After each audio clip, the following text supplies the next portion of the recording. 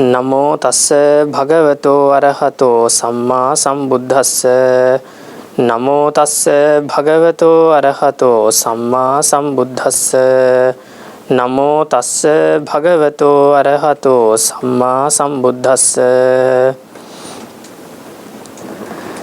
Dear Dhamma friends and devotees, today we are going to focus on another discourse from Majjhima Nikaya.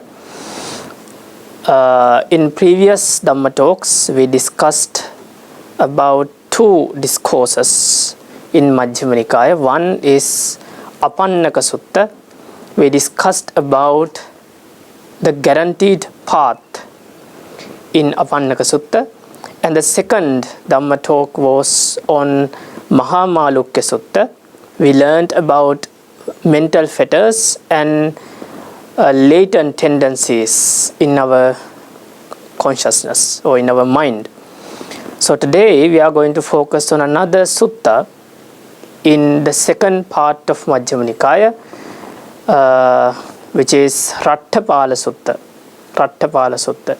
It is also in the Majjhima Nikaya, and in the second part of Majjhima Nikaya, it is the 32nd sutta of the second part, Majjhima Pannasaka. We know that there are three parts in Majjhima Nikaya: Moola Pannasaka, Majjhima Pannasaka and Upari Pannasaka. So this Raṭṭhapala Sutta is the 32nd sutta of the Majjhima Pannasaka, the second part of Majjhima Nikaya.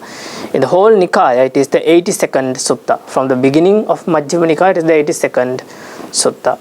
So let's see what we can learn from this Raṭṭhapala Sutta. Most importantly, we will focus on four statements which show us, or which summarize the bitter truth of our lives, the bitter truth of the world. So that will be our main focus on today's Dhamma talk. But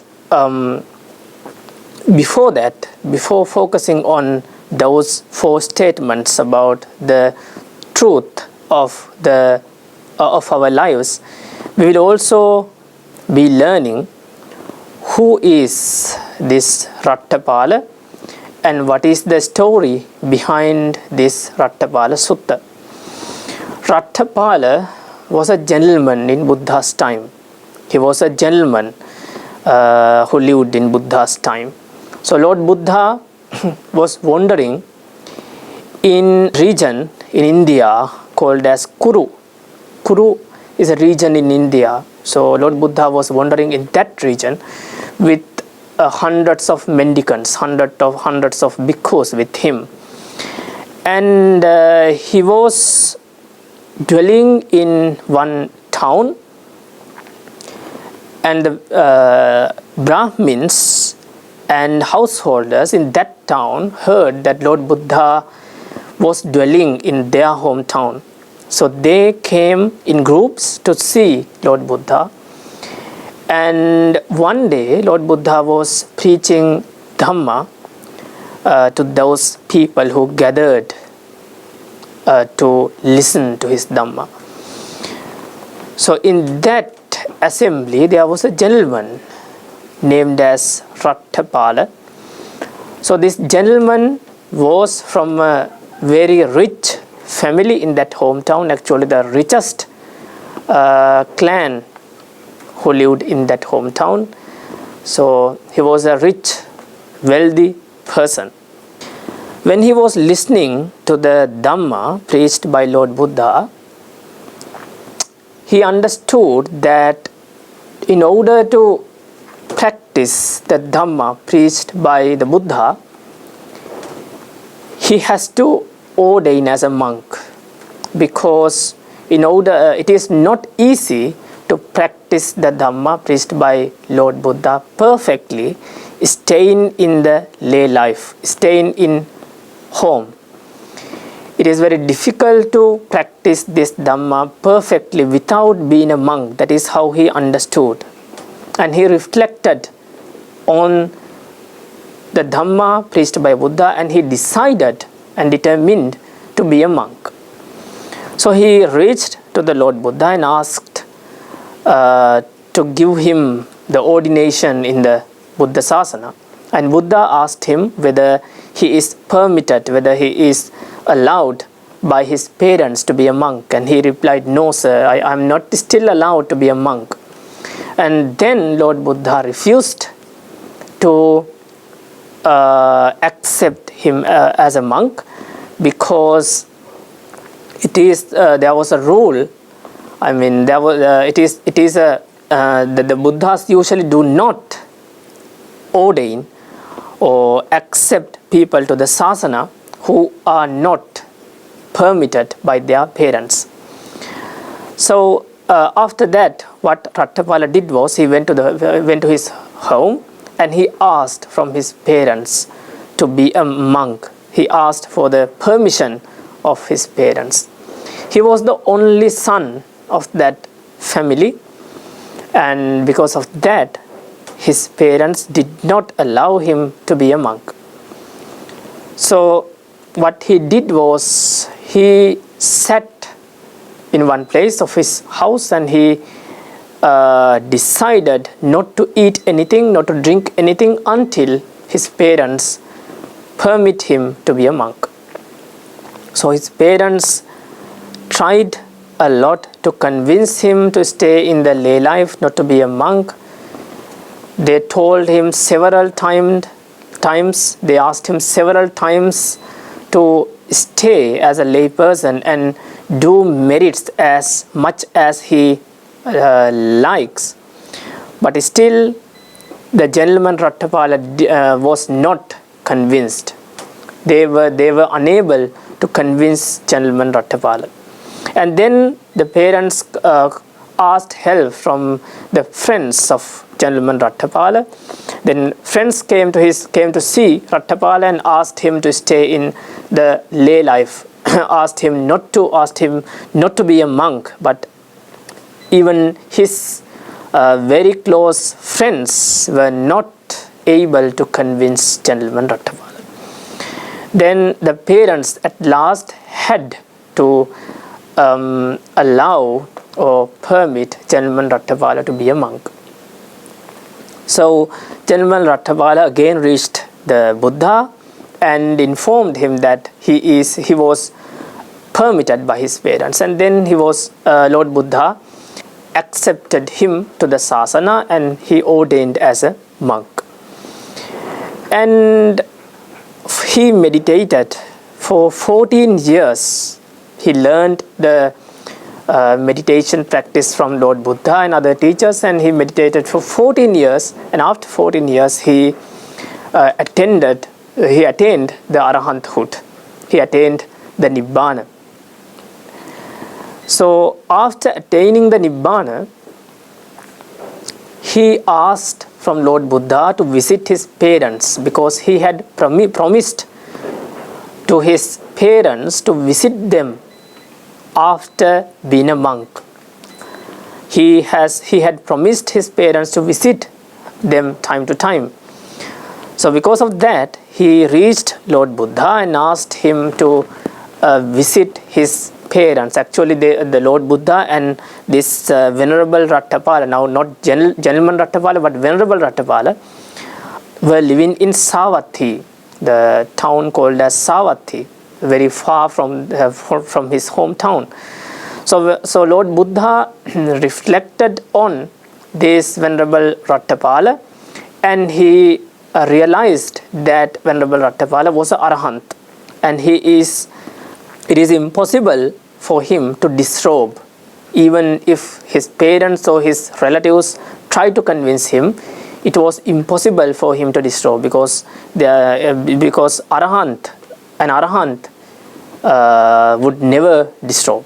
So after realizing that, Lord Buddha permitted him to visit his parents. So he came to his hometown, which was located in the region named as Kuru, and he was staying in a garden which was belonging to the king of Kuru. The king's name is Kauravya. So he was staying in the garden of King Kauravya. And the story goes on. So King Kauravya heard that the gentleman Raṭṭhapāla, or the Venerable Raṭṭhapāla, has arrived at his hometown. He has arrived at his garden and is staying in the garden. So the King Kauravya, the king of region Kuru, had already heard about this gentleman who had abandoned all the wealth belonged to him and ordained as a monk. So he often praised this young gentleman for his sacrifice. So when he heard that this gentleman Raṭṭhapāla, or this young boy Raṭṭhapāla, who is now a monk, has arrived at his garden, he decided to go and meet this young Venerable. And he went up to the Venerable and he started to have a conversation with Venerable Raṭṭhapāla. So let's read the sutta and see how the conversation went on. So the King Kauravya, the king of region Kuru, was very curious about this young man. How or why this very young man, who is not a poor one, who is obviously the richest person in that hometown, decided to be a monk. What was the reason behind his decision to be a monk, and how can he enjoy his life as a monk? So he asked a question from Venerable Raṭṭhapāla. The question was, Master Raṭṭhapāla, there are these 4 kinds of decay. Because of these, some people shave off their hair and beard, dress in ochre robes, and go forth from the lay life to homelessness. What for? So he says that there can be 4 types of decay because of which people may abandon their lay life and go forth. That means go to the monkhood or go to the robe. So what are those 4 types? The first one is decay due to old age, decay due to sickness, decay of wealth, and decay of relatives. So this means some people in this world, when they are very old, when they are very aged, they decide to be a monk because of their old age, they cannot survive by themselves anymore. If they do not have anyone to help them in their old age, they decide to be a monk, because as a monk he will get support from his fellow monks and he can survive for the rest of his life. And some people reflect like this: when they have done good deeds in their youth, and when they were not successful in practicing Dhamma well, they decide at their old age to be a monk, because as an old man, one cannot enjoy the sensual pleasures as he or she likes. So it is the best way to spend the old age to be a monk. So because of the old age, due to the old age, some people decide to be a monk. The second reason is decay due to the sickness. So some people, when they are suffering from particular types of sicknesses, they decide to be a monk.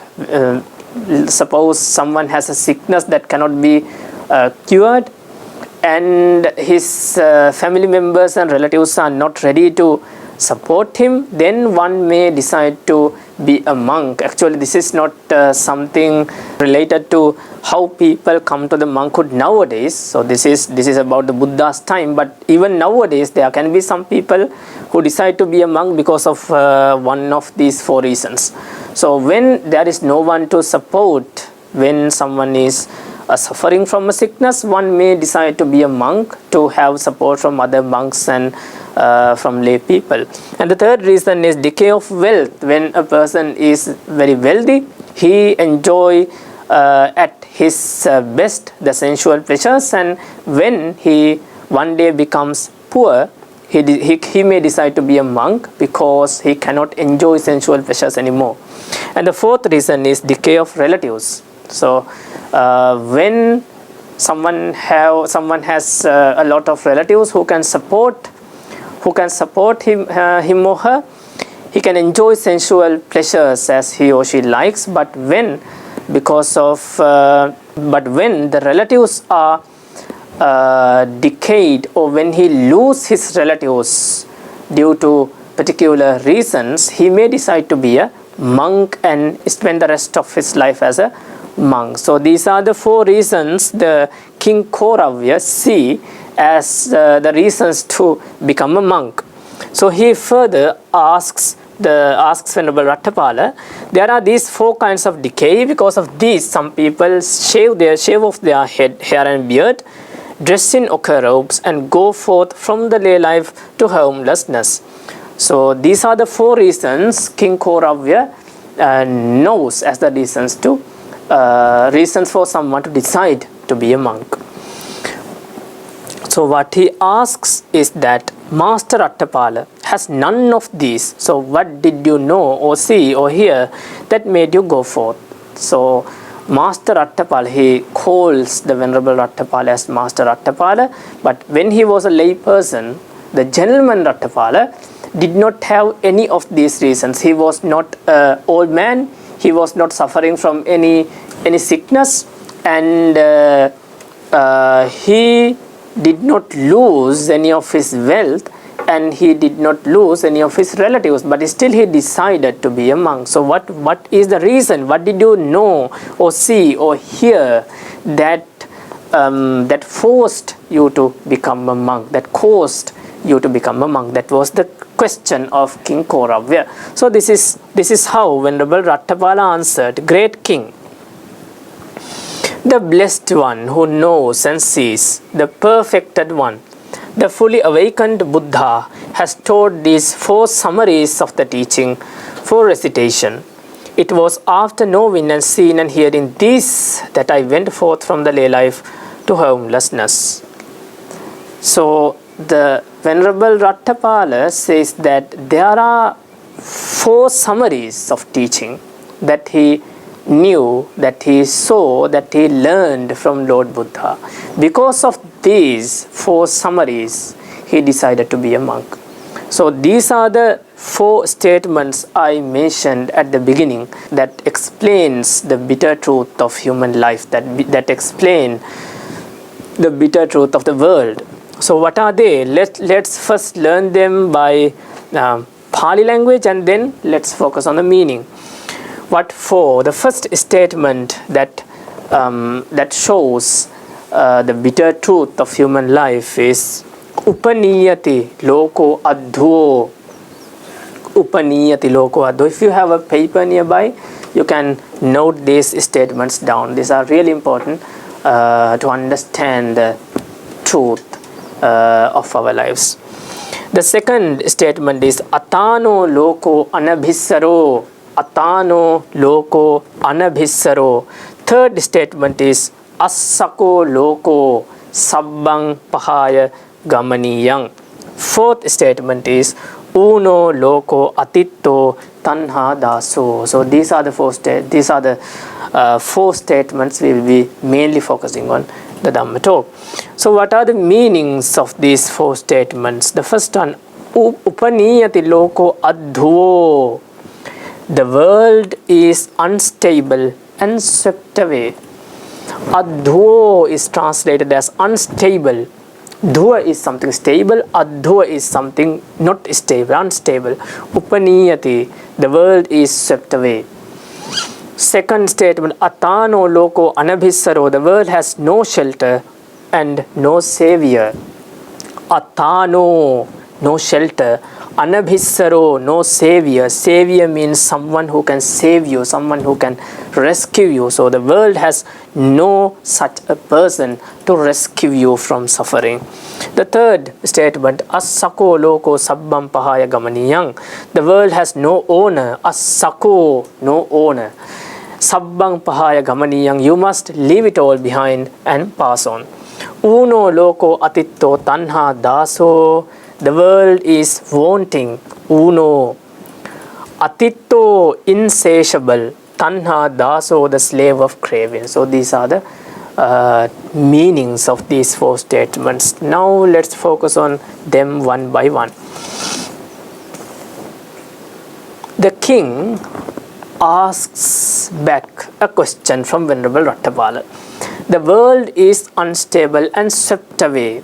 So Master Raṭṭhapāla said, how should I see the meaning of this statement? So the king Kauravya also does not understand exactly what Venerable Raṭṭhapāla means by this statement. The world is unstable and swept away. So he asks from Venerable Raṭṭhapāla for an explanation of this statement. So Venerable Raṭṭhapāla says, what do you think, great king?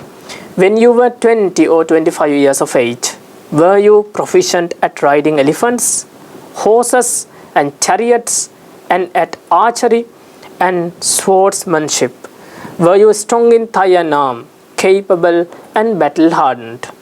So he asks from the king whether he was strong enough to do these all sports and he was skillful at his age of 20 or 25.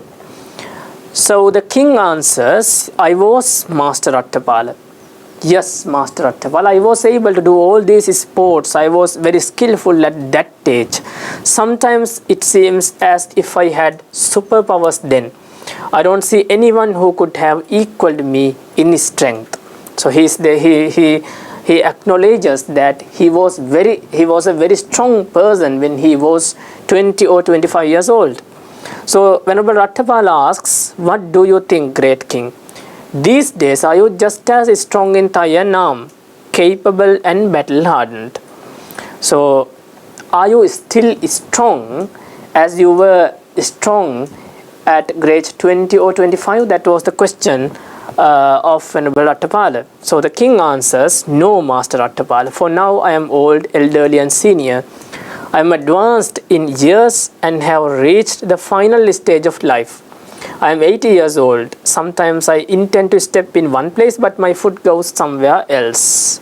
This is what the Buddha was referring to when he said the world is unstable and swept away. So the king says that he is now 80 years old and he is not strong at all. He is very weak. He wants to step his foot in one place, but he accidentally step in another place because his body is so weak. He cannot do any of those sports and he is not skillful at all at age 80. So that was the answer of the king. And then Venerable Raṭṭhapāla says that this is, O king, what exactly meant by the Buddha when he preached this statement, the world is unstable and swept away. So let's take some seconds to focus on this statement. Is this true for our lives or not? We sometimes feel that our lives are stable, financially stable, our physical health is stable and our mental health is stable. But are these stabilities permanent? Can we manage these stabilities permanently for our whole life? What we experience is that none of these stabilities are permanent. Everything is constantly changing. Our financial stability can change at any time. We can lose our financial stability at any time. We can lose our physical health at any time. We can lose our mental health at any time. And so the impermanence of the stability of our lives is not something uncertain. It is certain. It is certain for us to lose our physical health. It is certain for us to lose our mental health one day. And it is certain for us to lose our whole life one day. And certainly all of us who live as human beings in this world will be swept away from this world as we die. So this Dhamma point, or the truth shown by this statement, is something certain and something true for all the time. So the first statement, Upaniyati loko adhuo, means the world is unstable and swept away. So before going to the second one, the king then replies to the Venerable Raṭṭhapāla, saying that it's incredible, Master Raṭṭhapāla. It's amazing how well said this was by the Buddha, for the world is indeed unstable and swept away. So the second point is Atano loko anabhissaro, that is the second statement. In this royal court, you can find divisions of elephants, cavalry, which means horses, chariots, and infantry. Infantry means the foot soldiers who go on foot. They will serve to defend us from any threats. Yet you said the world has no shelter and no savior. How should I see the meaning of this statement? So king says that the king Kaurava says that he has many divisions of elephants, horses, chariots, and foot soldiers. So if any threat comes to the king, they are there to protect the king. So when they are such rescuers, such saviors, how can you say that the world has no shelter and no savior? That was the question by the king. So the Venerable Raṭṭhapāla asks the king, what do you think, great king? Do you have any chronic ailments? Do you have any chronic diseases in your body? Yes, I do. Sometimes my friends and colleagues, relatives and family members surround me, thinking, now the king will die, now the king will die.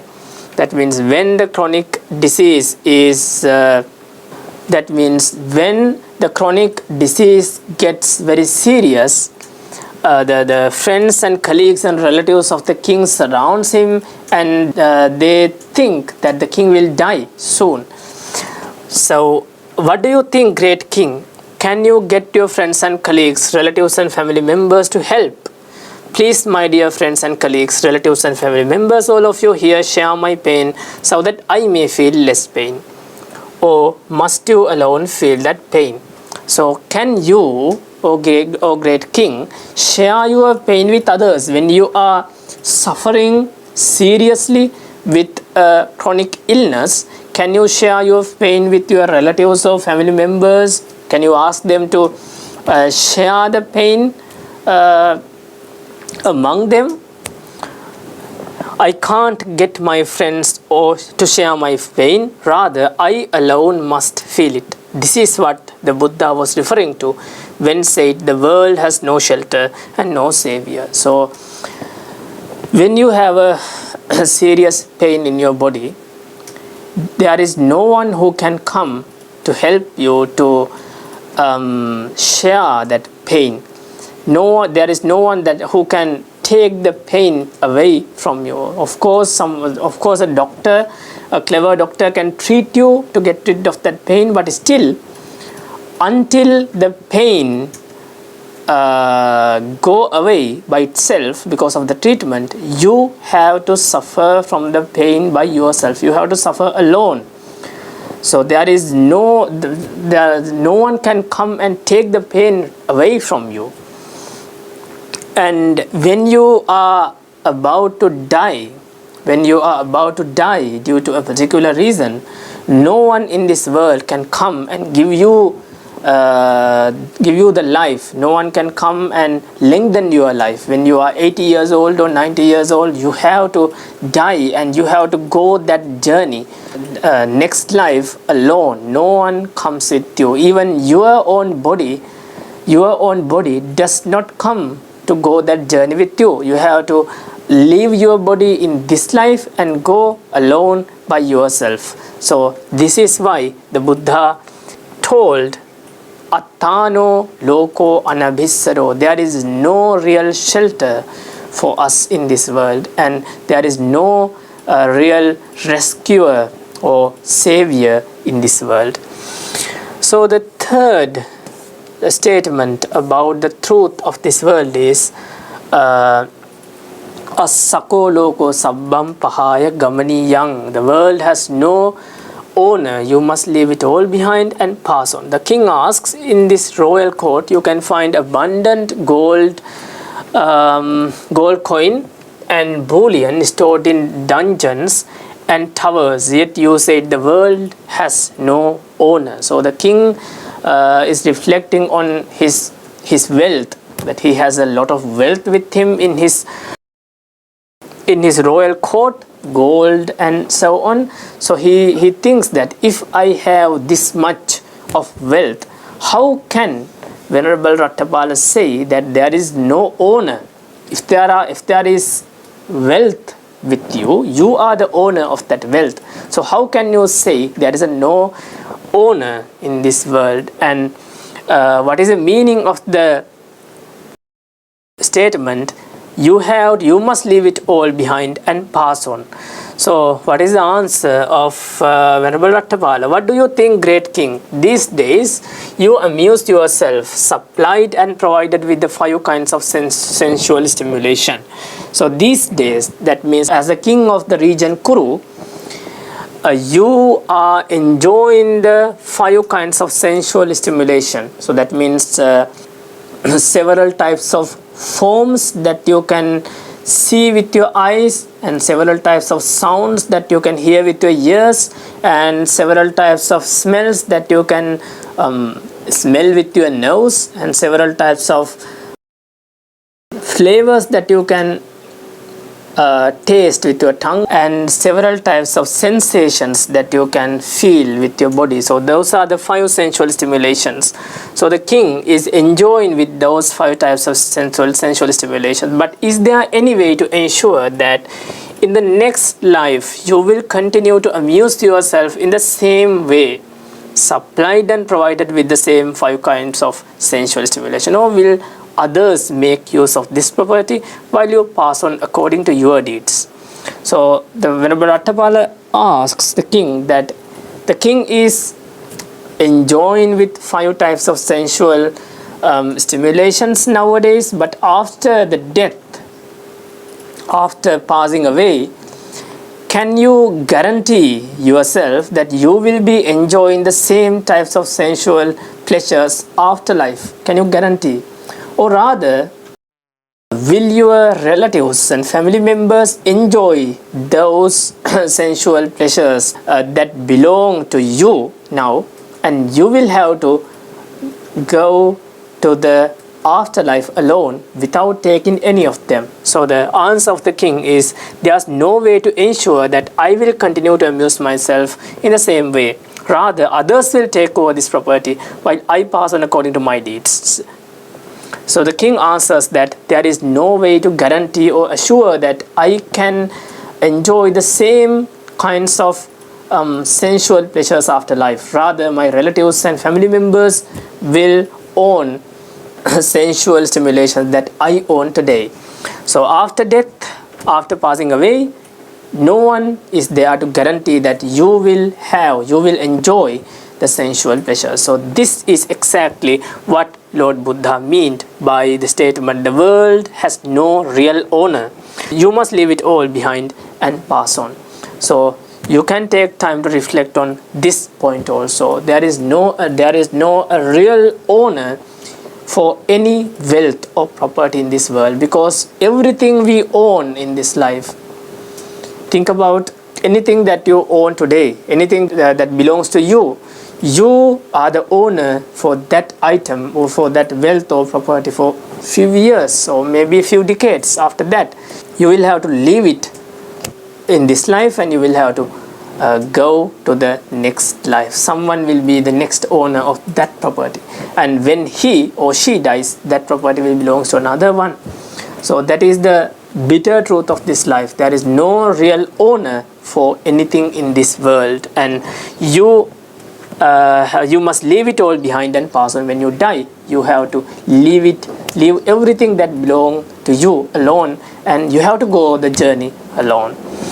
So what is the fourth and the last bitter truth about our lives? You also said this: the world is wanting, insatiable, the slave of craving. How should I see the meaning of this statement?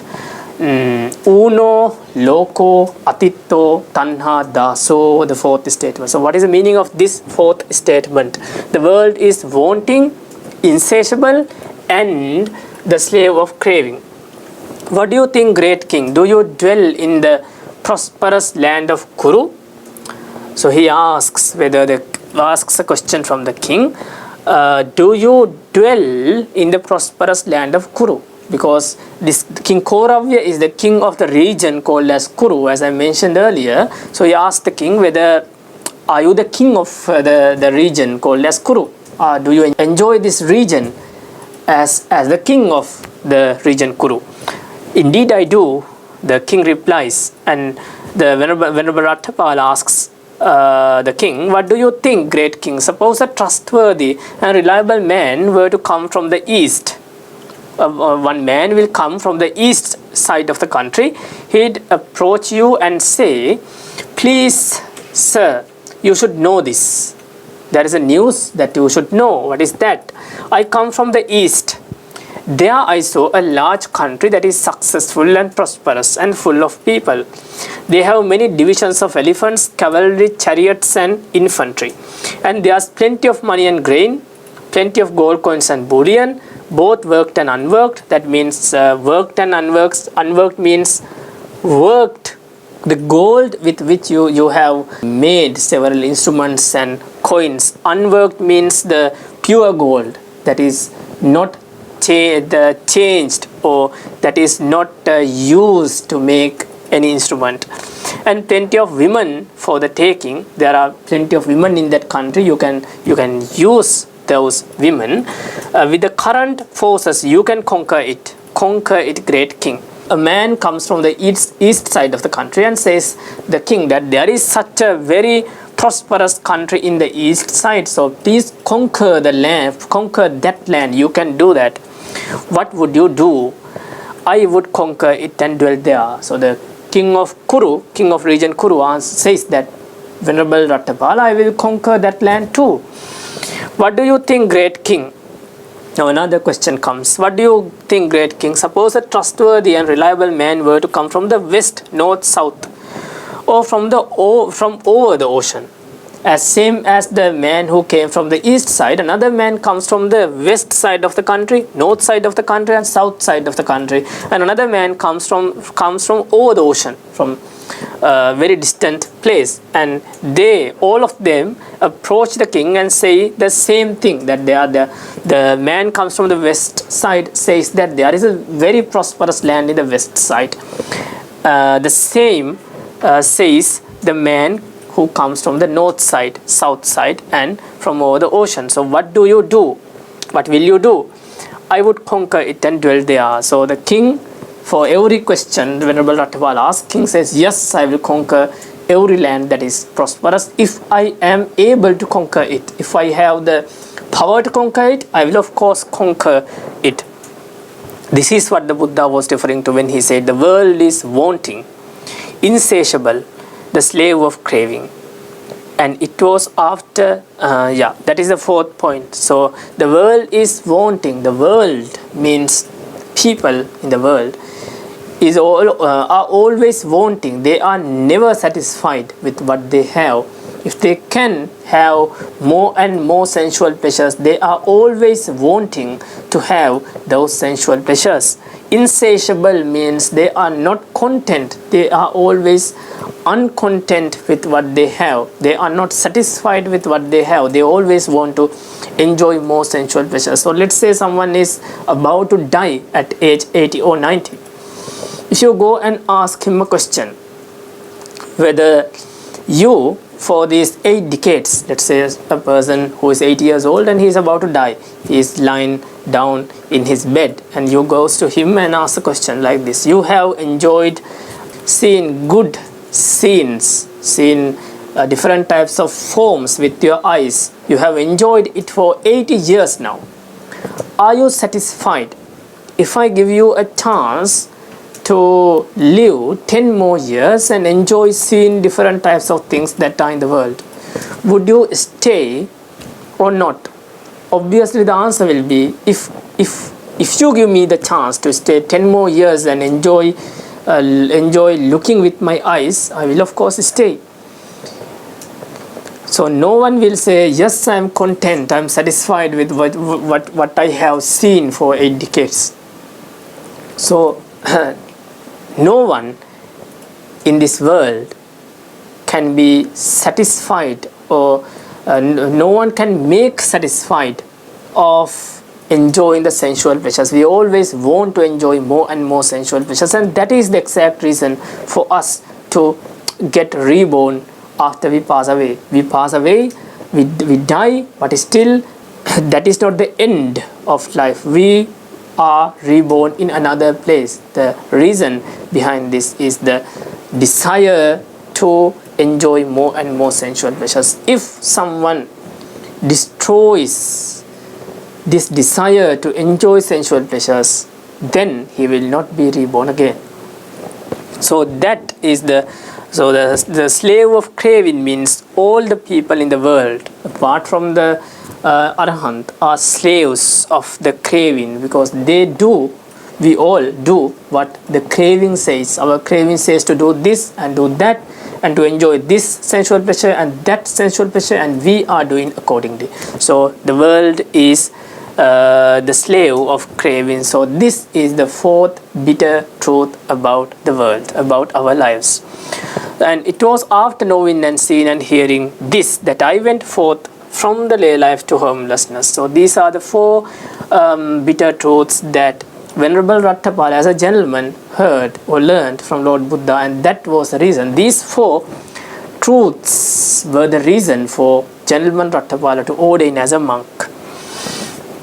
So these are the 4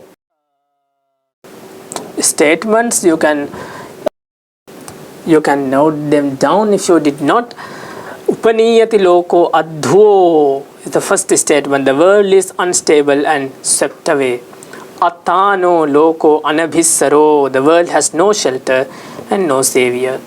Assako loko sabbang pahaya gamaniyang. The world has no owner.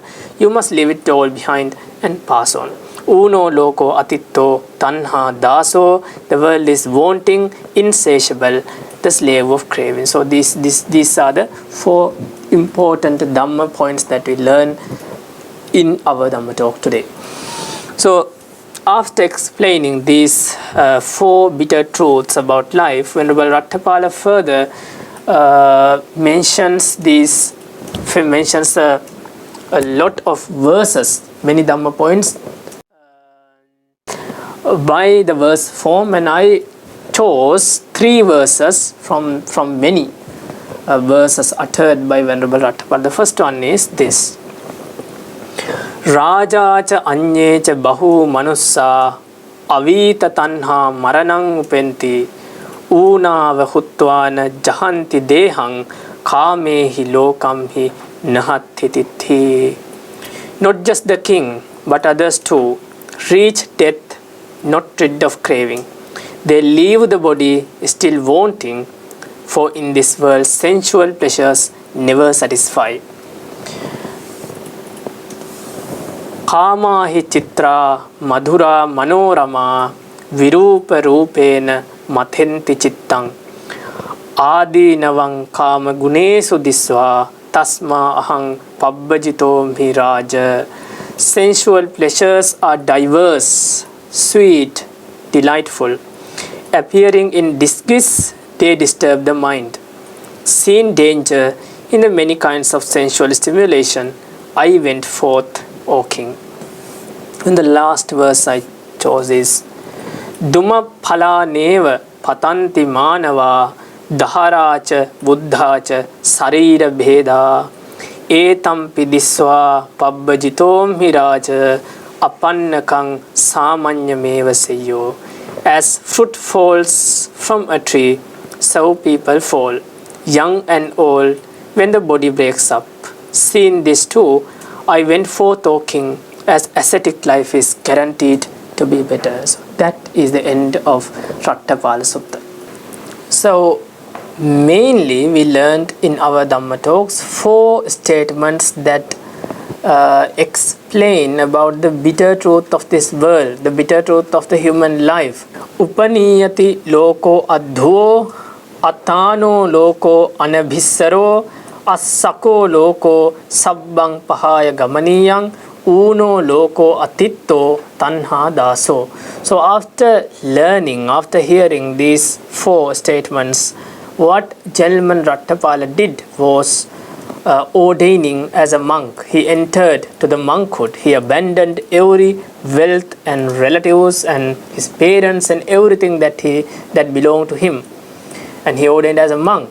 So I from the Dhamma talk today do not intend to encourage you all to ordain as a monk, because it is impossible for all of us to lead a monk life. But what is there to learn? So how we can apply this knowledge in our lives is that we should try to accept this bitter truth. We should try to understand or realize this bitter truth about our lives. Then what is the benefit? Then when we have to face these bitter truths in our lives, we can face them wisely. So that is the main benefit of learning and understanding these 4 statements that explain the bitter truth of life. So I hope this Dhamma talk will benefit you to understand, to realize the truth of human life. And I invite you to note these 4 statements down and try to, if you are capable, try to memorize these 4 statements in Pali language, and also try to remember the meanings of those 4 statements in your own language. And then you can time to time reflect on these 4 statements and try to realize the truth, the bitter truth in our lives. Then let's conclude the Dhamma talk for today. May all the merits be accumulated by discussing today's sutta, the Ratthapala Sutta, and by reflecting on these very deep Dhamma points, by reflecting on these bitter truths of our life, lead us to the supreme bliss of Nibbana. Sadhu, sadhu, sadhu.